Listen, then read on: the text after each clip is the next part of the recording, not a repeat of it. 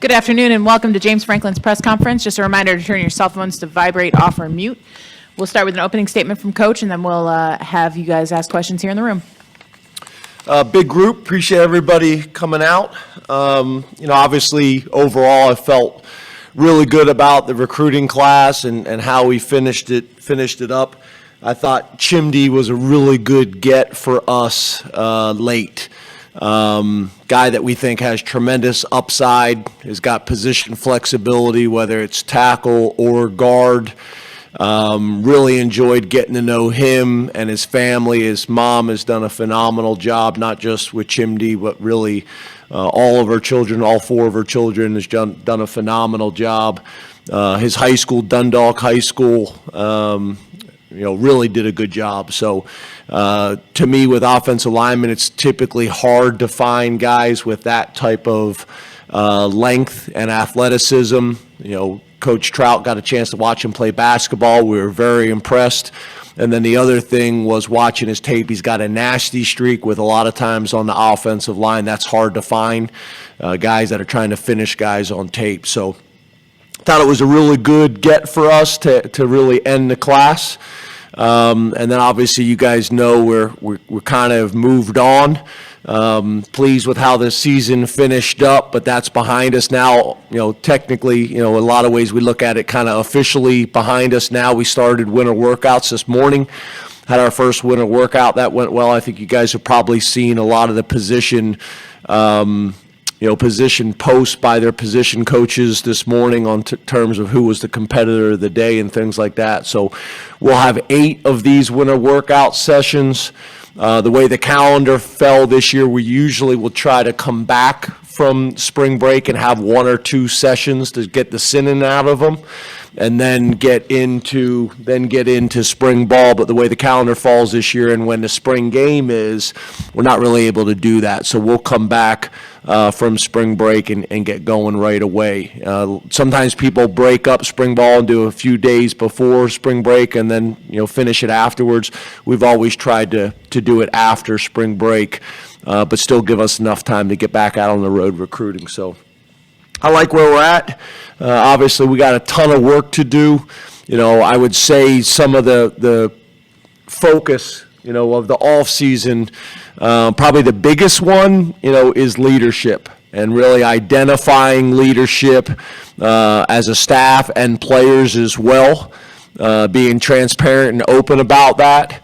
And then really working hard at trying to resolve that. I thought our leadership last year was as good as we've had in my 12 years as a head coach. I thought those guys just did a phenomenal job.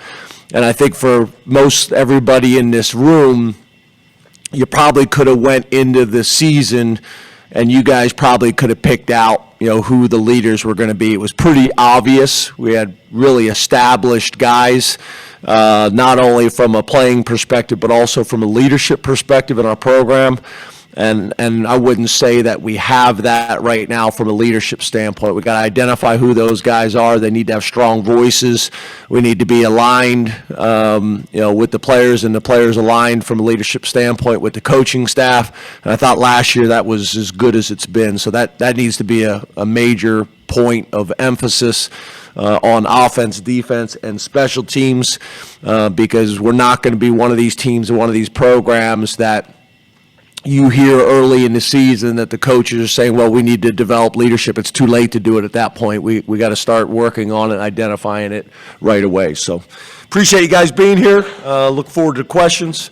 And again, appreciate everybody showing up.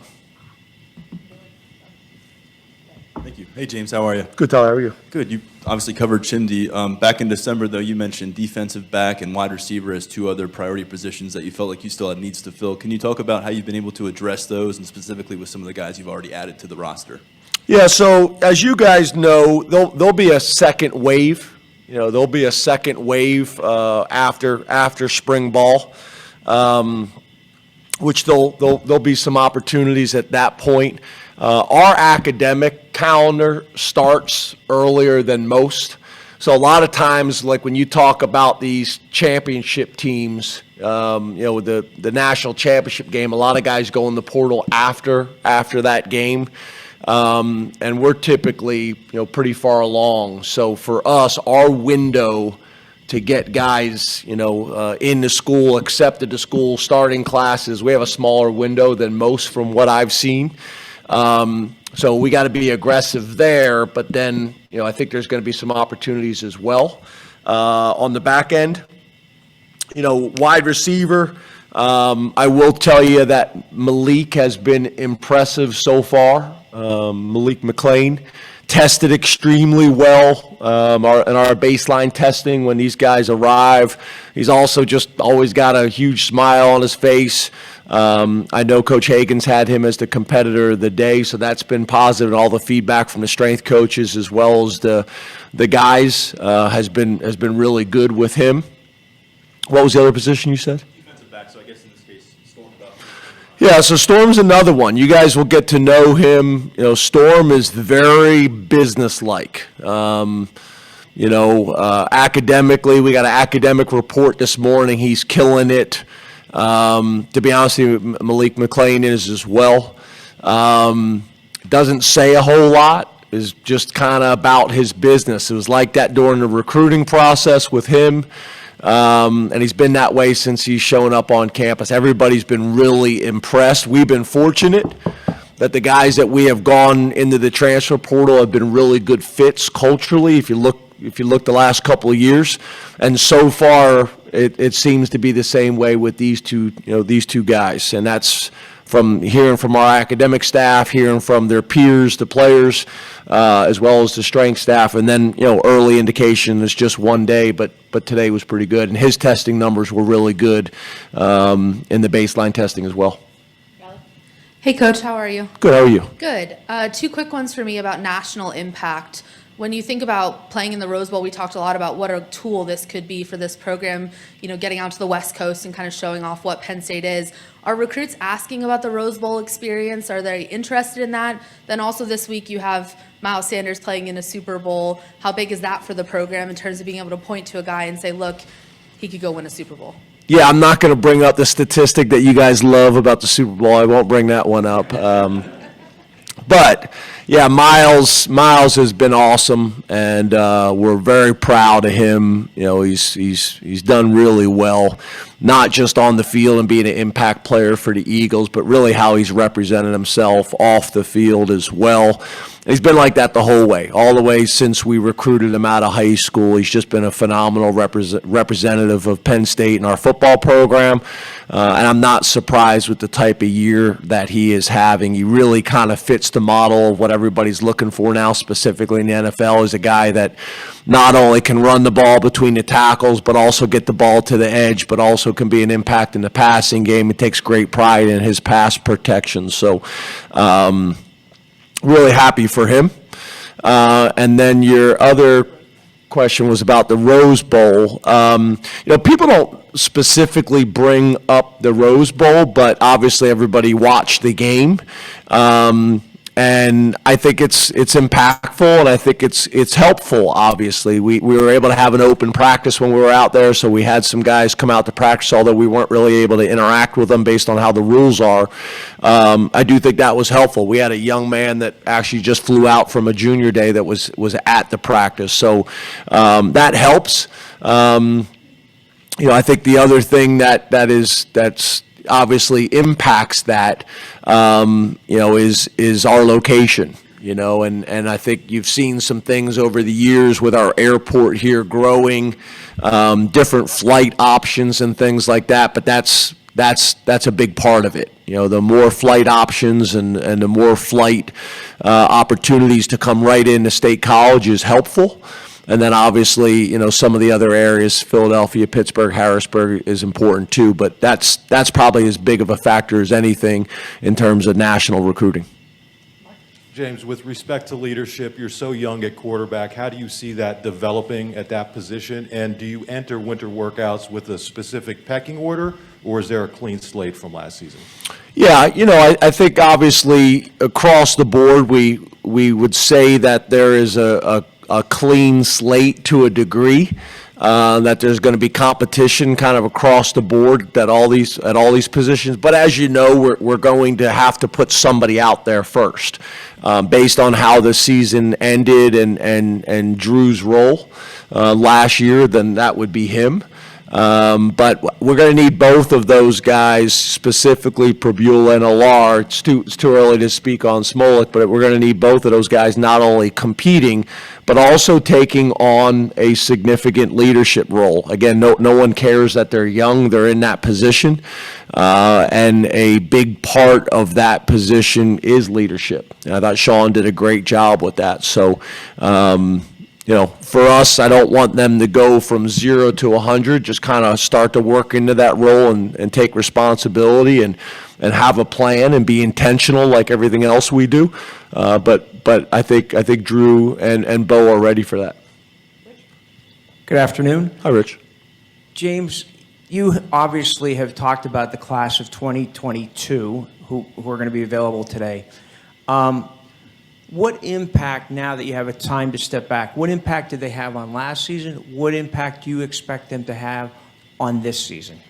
Yeah, I think obviously, there's a ton of those guys that ended up playing, and not just playing, but playing in prominent roles. We've had guys play in years past, but maybe they were a backup, but there just seemed to be a large number in this class that was able to play, and not just play, but take on a primary role and be impactful. So obviously, whenever that happens, you go into the next season, feeling confident because you have a ton of guys coming back that have been able to make plays on a significant stage.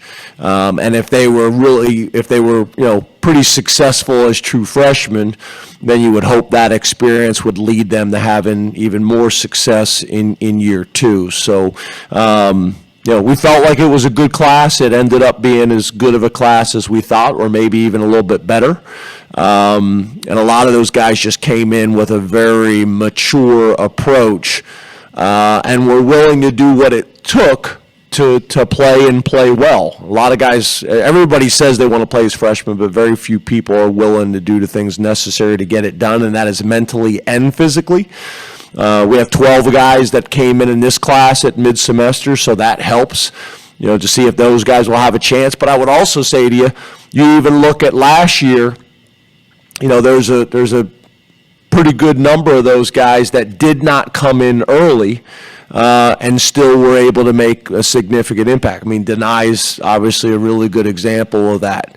But there was a number of those guys that did not come in early and were still able to impact, our program and our roster. So, the head start helps, but I think we'll also get some guys out of that second wave too. What do you expect from them this year? What kind of impact would you say that this class will have this year? How important? The new class we just signed? No, class of 22. Yeah, I think I thought I answered your question, but maybe I didn't. Is whenever those guys come in and play as true freshmen and take on prominent roles as true freshmen, you would think that in year two that they'll be able to take on even more of a prominent role and even more of an impactful role, learning from the experience the year before and building on it. It's not always the case, but I think you would like to feel that way, and you'd like to say that. So we had a number of those guys that were able to have prominent roles as true freshmen, whether they were starting or not. And now hopefully they can take the next step and be a dominant player in the Big Ten and on a national stage. And then some of those guys that maybe didn't have prominent roles but played, now hopefully they can take the next step as well. And then there'll be some guys that we didn't talk about a whole lot that from year one to year two the light bulb will come on for, and those guys will be interesting stories throughout the spring for us to talk about. Hey, James. Hey, Neil, your flashlight is on your phone, just so you know. I have no idea how to shut it off. So it's the button that Audrey looks will like, help me it's a eventually. button that looks like a flashlight. You just touch that, and that turns it on and off. You're confusing me. Yeah, sorry. Piggybacking on Mark's question, with how young you're going to be at quarterback, are Are you comfortable with that? Is the transfer portal door closed in that, or can you bring in somebody who, you know, at whatever level had some experience, just as an insurance policy with, you know, with all the parts that you guys have and how highly you'll be ranked this year? Just curious. Yeah, in a perfect world, you'd love to have, you know, obviously a little bit more, you know, experience and a little bit more age in that room. But at the end of the day, you know, it's about talent, and I think we're talented in that room. I think the challenge of the transfer portal, I think you can do it, and I think there's some options that we can look at and are still open to. But I wouldn't say, based on how that room looks, that maybe it's is attractive to a lot of the quarterbacks out there that we would want to bring in. So we'll see how that thing, you know, plays out, but you never know. We'd be open, obviously, at every single position to try to bring in some guys in. Coach, what went into your decision to make a change at receivers coach, and then what made you make the choice you ultimately did when it was time to make that new hire? Yeah, you know, as you guys know, I try to share as much as I possibly can with you guys that I think is appropriate. I don't necessarily think that is appropriate in this setting. But I will tell you, you know, our excitement for Marques Hagans, you know, is really high. You know, if you look at his resume, he's got a really good resume. When you talk to whether it's NFL head coaches, if you talk to college head coaches, if you talk to search firms and things like that, you know, a guy that played quarterback at a high level for really good coaches in a complicated West Coast system. Played wide receiver in college and quarterback in college, played 5 years of wide receiver in the NFL, and then 11 years at his alma mater and beloved there. I mean, everybody you talk to just loves Marques. And to be honest with you, very similar in how Coach Poindexter is people feel about, you know, Coach Poindexter. And then having Coach Poindexter on my staff, and I think you guys know how I feel about him and his family, and for them and for him specifically to vouch for Marques and the family, you know, that carried a lot of weight. And then you go through the interview process. You know, you go through the interview process. We talked to a good number of guys, and it just became obvious that this was the guy that we needed to bring into our room and kind of within our family. And so far, so good. It's been really good having him around. You know, I think it's going to be exciting getting his family to move here as well. But I think you guys are going to really enjoy getting to know him. He just ultimately, the most important thing is you bring the best people you possibly can into your organization, you know, the most talented people, and then you help them grow. And, you know, I think he's pretty far along professionally, but I think there's some areas that we can help him as well. And part of that is just when you've been at the same institution your entire career, just getting out and being in a different environment also helps you because it forces you out of your comfort zone. Sauber. James, how has the rest of the wide receiver room responded to you guys adding Malik? And if you were to hypothetically add a second receiver, what would that player look like? Really good. Be a really good one. Yeah, I think, you know, we're very transparent. I think that's the other thing is you have conversations and let people know what you're doing and why. You know, we kind of have examples of both. We've brought some guys into the transfer portal who haven't, you know, played significant roles, have been more complementary pieces to the current room, and we brought some guys in that have come in and started and been able to make an impact. So I think the biggest thing is being transparent with your guys in your current program, because ultimately you want to do right by the guys in your program.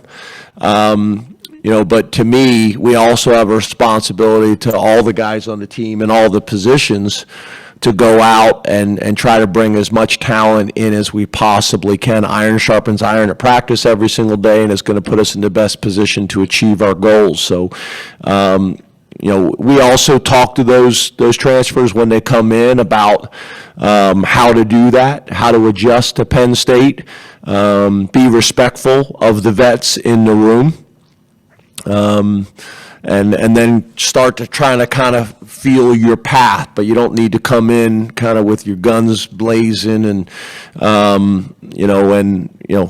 gradually kind of work into that role and that position. Malik's a very mature kid. He's, like I said earlier, he's always got a smile on his face. So I think he's been received really well. Both, really all four of those guys have been, but specifically him and Storm have been received really well. The two specialists we brought in, that's a little bit different situation, a little bit like the quarterback discussion we had. You're bringing in some veterans in the room that have kicked in games before. And allow maybe some of the younger players either time to develop or to compete with them and take the job. But so far, so good, all the feedback that I've gotten. Where were we, Mike? Hi, James. Hey, Mike.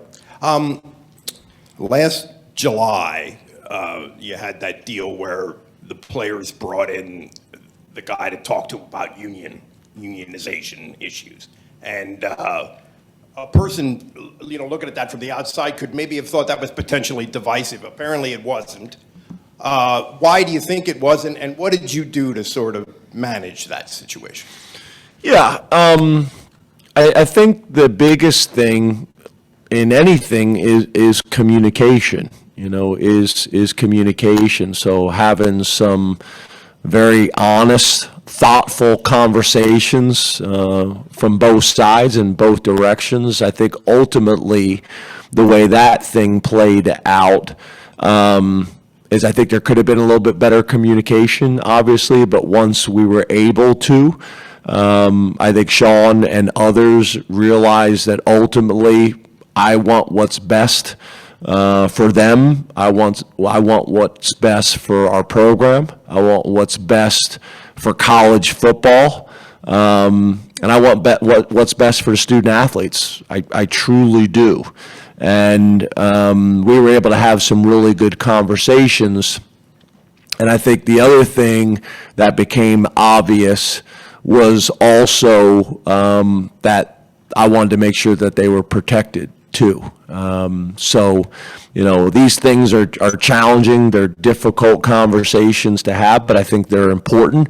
And the way I describe it a little bit on a team, whether it's a very challenging morning workout or whether it's a potentially divisive conversation, a team and a family are very similar. Every time you get through some type of adversity, whether it's a challenging physical thing like a winter workout, like a morning workout, or whether it is a tough topic that you need to work through together, every time you get through those things as a family, every time you get through those things as a team, it brings you closer together. And we were able to take a challenging topic and subject matter and work through it. And I think in a lot of ways it probably helped us. Audrey. James, going back to Marques Hagans for a second, what's the benefit when you bring in a guy like that in terms of Marques the recruiter, with being so well connected in Virginia, his home state, and it's a state that's been, you guys have done a really nice job in as well? What's the benefit? Yeah, I think that factors in, right? I've always been a believer all the way back to my first staff. I remember talking to David Williams about this at Vanderbilt, all the way back to my first staff, that everybody has to do both and do both at a high level. You have to be able to coach, and you have to be able to recruit. And some staffs are built where this guy's only going to coach and not recruit, or this guy is going to be the recruiter and maybe not the coach. And I've never believed that. I believe, your staff, you need to put it together where everybody is pulling their weight in both areas. And then obviously, we have to take advantage of people's strengths and backgrounds. So obviously we'll have, Marques recruiting in Virginia, and that state has been very good to us. So we'll continue to do that, but obviously Marques is going to have to take on some other responsibilities too besides Virginia. But that factors into it. There's no doubt about it. I think if we can hire people that are from the footprint, it helps with the transition, where if you hire somebody that's got no experience in the footprint, and it takes them a year to get comfortable or to build those types of relationships, then you don't get the return on your investment, maybe as early as you hope. Two more, we'll go Corey, and then we'll go Daniel. James, will it be feasible to have an early signing period once we get to 2024 and there's a 12-team playoff? Could you imagine preparing for playoff games in December while you've got to finish up early signing period? Yeah, I think that's a fair point. I guess, and I think you guys have heard me say this before. I was a big believer in the first model that we recommended when I was in the SEC, and that the early signing period was only that. Like, it wasn't official visits. Nothing changed except for an early signing period. And the philosophy for that was the kid who grew up wanting to go to Penn State his whole life and was going to go to Penn State, let that guy sign. He doesn't need the official visits. He doesn't need any of those types of things. But once we kind of went to moving everything up, not only our early signing period, but also official visits and those types of things, it's obviously become challenging. I guess you could make the argument, though, all you're doing is taking the same problems that the two teams that were playing in the national championship have and widening that. Those teams have had to deal with that. The 4 teams that were in the playoffs have had to deal with that the whole time. Now you're going to have 12. So you could make the argument that you're just causing the same challenge just for a few more teams. Earlier December too, so it'll be game weeks. You're preparing for recruiting stuff. Is that even logistically possible? Well, yeah, again, that goes back to my conversations that I've had with you guys before about staff sizes and things like that. That's why you've seen staff sizes increase. But I think you bring up a good point. I think it's obviously what's being discussed, and there's a lot of people looking at different models and different things. What I also don't want to do is every single year we keep changing the calendar. At some point we gotta stick with what we got and start to kind of get used to working around the calendar. But I do think it's a fair conversation point. Daniel. James, you talked about Marques spending a lot of time at one place. What will change for him, do you think, coming from Virginia to Penn State? And then on top of that, what is it about him do you think can help elevate this room that you have right now? Yeah, so I think that the first thing is, when you've been in the same place, your entire professional career and even personal, you know where to go for everything. Whatever you need, you know where to go. You have a contact or a connection that can help you, with whatever you may need, and it makes you extremely efficient. That's where consistency on the staff is so important, because everybody knows how things operate and how things work. He's going to bring some things in from his experience at UVA that is valuable, and I'm going to want that feedback from him, and we'll ask for that feedback.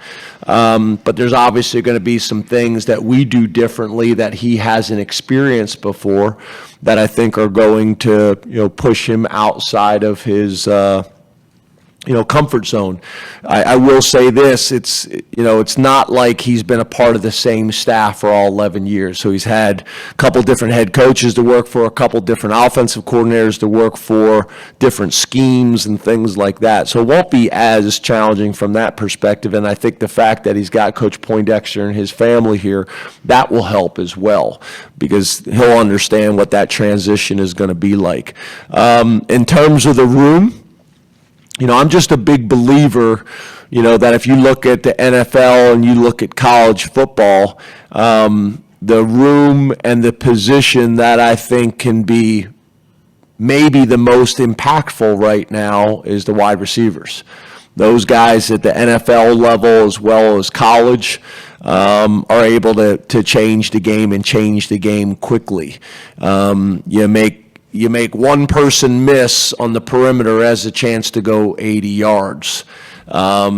If you're a running back, you're probably going to have to make 2 or 3 guys miss before you go 80. So the game has become such a space game that when you have guys on the outside that can go 80 at any moment, that changes defensive coordinators, that puts the fear in people.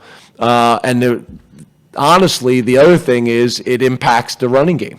You know, when you're able to have guys on the outside that people don't feel like they can match up with in one-on-one situations, then they have to put a safety over the top or move that safety from the box, which now creates more of a balanced defense in terms of what they're trying to defend and what they're trying to stop. So I actually think it's going to be as impactful as our running game as it will be in our passing game. But that's, to me, what I'm looking for is I'm looking for us to develop and recruit a room that people in our conference are fearful of, and also on a national scale as well.